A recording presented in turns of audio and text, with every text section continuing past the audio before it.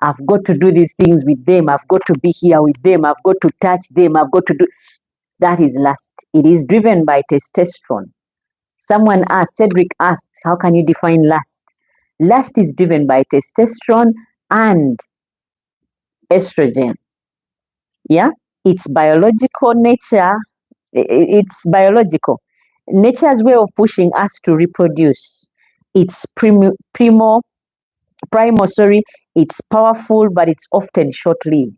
Lust is short-lived.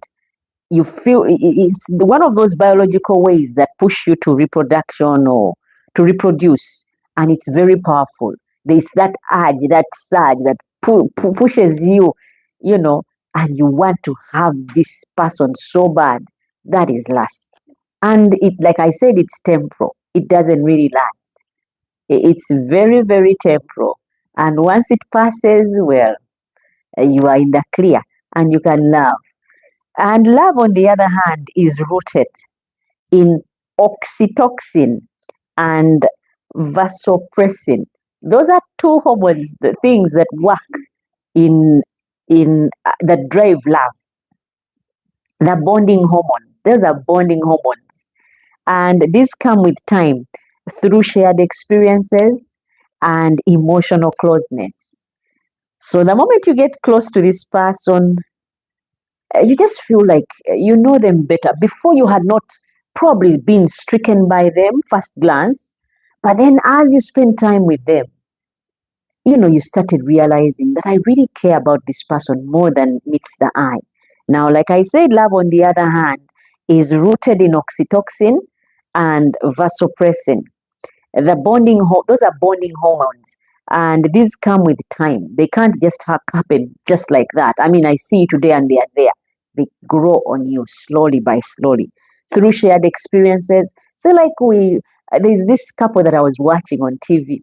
They both had parents who had the boyfriend had a mother who had a cancer of the breast, and the mother of the girl had just experienced cervical cancer. So when they met on this speed dating that we have right now, when they met and they shared, you know, one of those experiences that they would never forget, the girl shared and the boy shared, and the man was like, that is when I knew she's the one, because then she understood exactly what I was feeling for my mother, and I could understand what she feels for her mother, and so they connected on that. That is why I said that love comes with time through shared experiences. Experiences like that can really bring you together, and emotional closeness. Yeah, there are people who have been trapped in places, and this person is there for you, offers their jacket, and is caring, spares his small food and gives you, and that for you becomes love. So really, there are so many things that we can consider as love, but it grows. Love grows. Yeah, that is why you can have explosive chemistry with a person and still not feel emotionally safe around them, because there is that difference between lust and love. You can have explosive chemistry where you feel like, oh my goodness, when I'm around them, my heart is racing. Oh my goodness, like I feel the chills. Yeah, that is explosive chemistry with someone, and still not feel safe emotionally around them because it's lust. Yeah, when you don't feel safe, then it is purely defined as lust. It is yet to grow probably into love. And Dina says if someone lusts for you, they want you to become what they want you to be and not what God wants you to be. Oh my goodness. I think I should host you, Dina, one of these days. And you come and be with me on this podcast. You've got some serious points here. That is so true. That is the truth about lust. This person would want also to mold you into what they want. Have you ever met people who are obsessed with big busts?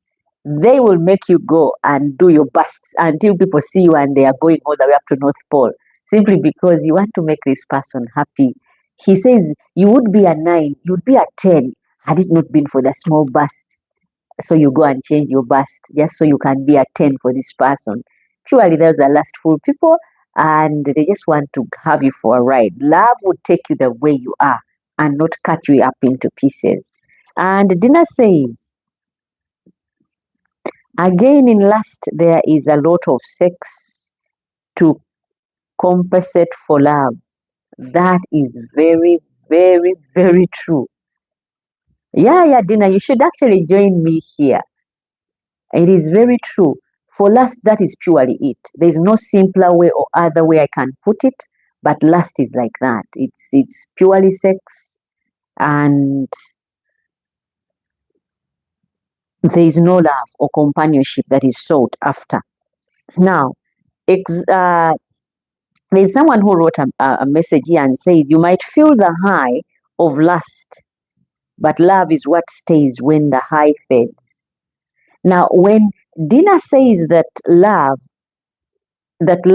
there is lots of sex to compensate for love, you may feel the high of lust, yeah? You might feel the high of lust, but love is what stays when the high fades. In other words, you've finished having your thrill, and then that feel that you get after, where you feel like you still want this person. If it is not there, then you know, my dear, that was purely lust. You didn't love this person.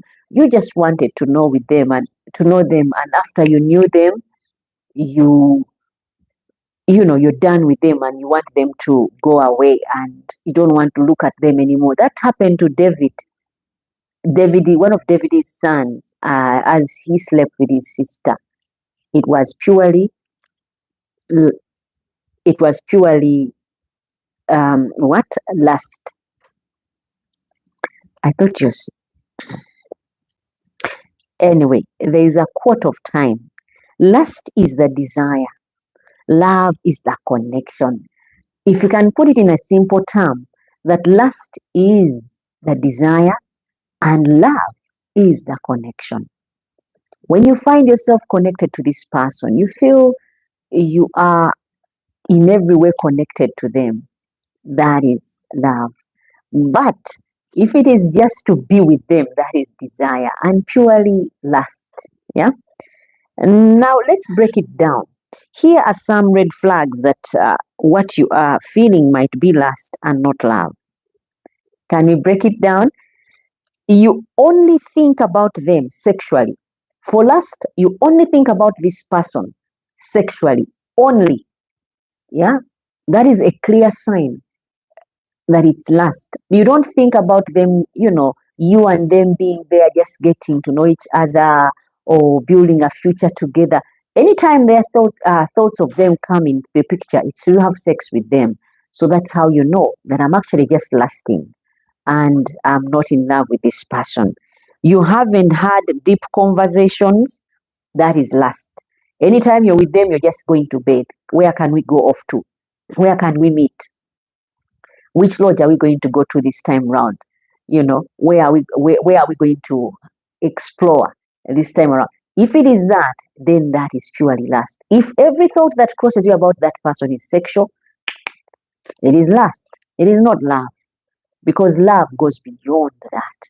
You worry about them. You think, how are they doing today? How has their day gone? Are they well?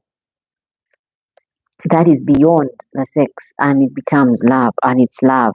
You avoid discussing future plans with this person. There is this gentleman, one time the lady asked her, oh, how is the man had a construction project going on.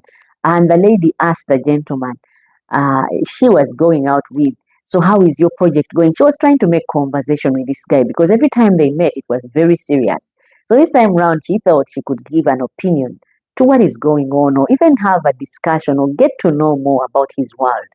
And then when she asked the gentleman, how is the project for building going? The man said, your business and your place is in the kitchen and keep it right there. Don't ever think of crossing it and getting into my business. The woman was shocked, and that's how word went round that the man had said such and such to her. Now, there are some people who purely just want to avoid, discussing future plans. That person is not in love with you. They are lasting after you and using you for that period in time. Another one, you ignore incompatibilities because the chemistry is so good. I mean, you realize she has no brains. There's another one as well that got involved with this one of the rich men in town. And this man was a racer, but these guys who race with cars. And she got this pretty girl, but the girl was all looks but no brains. That's how the man put it. And the man knew it. So guess what the man did? He told her, when I'm with people, when I'm in public, just sit there and look pretty. Do not say a word because your opinion is not called for and no one wants to hear your voice. The girl was really hurt. Now, I would ask you, do you think that man loved her? Because if she had an irritating voice, that man would have stomached it because he loved her. But because he didn't and just lusted after her, that is why he would get irritated easily about anything she does, any move she makes, it would just irritate him and he would keep her on the quiet until, she got fed up and they split. So those things happen, guys. If you cannot tell the difference, this person has got to love you and every bit of imperfection that you've got. For you to know that that is love, you bring out one of those things that you know are irritating. If that person can stomach them, then probably he is the one. And now another one. People are addicted to the chase, the thrill. Yeah. Oh no, I wanted to talk about, now there are some green flags that suggest love might be present, because we talked about the red flags that it's lust. Now we are going to talk about the green flags that suggest love might be present. Yeah, you feel emotionally safe with this person. Anytime you feel like you can be anything, you can say anything, you feel like you can cry and this